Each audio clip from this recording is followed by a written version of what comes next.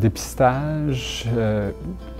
c'est un processus où on évalue des patients. Donc, on regarde dans la population générale les gens qui sont à risque de cancer pulmonaire, basé sur plusieurs facteurs. Il y a différentes études qui ont démontré différents critères pour sélectionner les patients au risque. Les hommes étant plus nombreux que les femmes dans cette façon d'évaluer les patients, les gens à risque, parce qu'on ne parle pas de patients ici, puisqu'on parle plus de dépistage. Mais bref,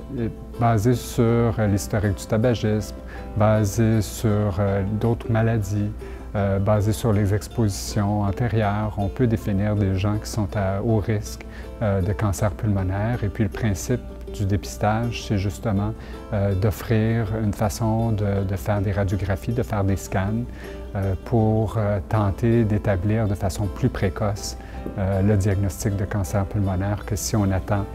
les symptômes qu'un patient peut présenter lorsque la maladie est plus avancée. Donc l'idée ici, c'est de faire des examens plusieurs années avant que le cancer soit trop agressif, soit trop avancé. Et puis, les études de dépistage nous ont montré qu'on a quand même quelques années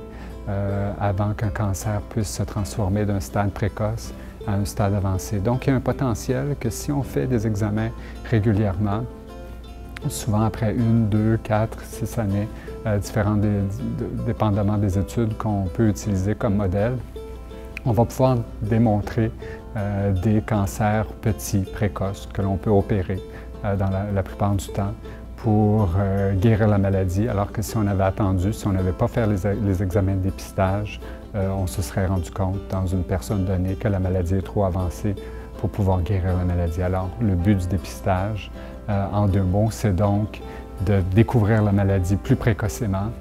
pour permettre une guérison, alors que si on laisse les patients développer des symptômes et se présenter à leur médecin dans des contextes de symptômes, la maladie risque d'être trop avancée, donc on perd le potentiel de guérir le cancer pulmonaire.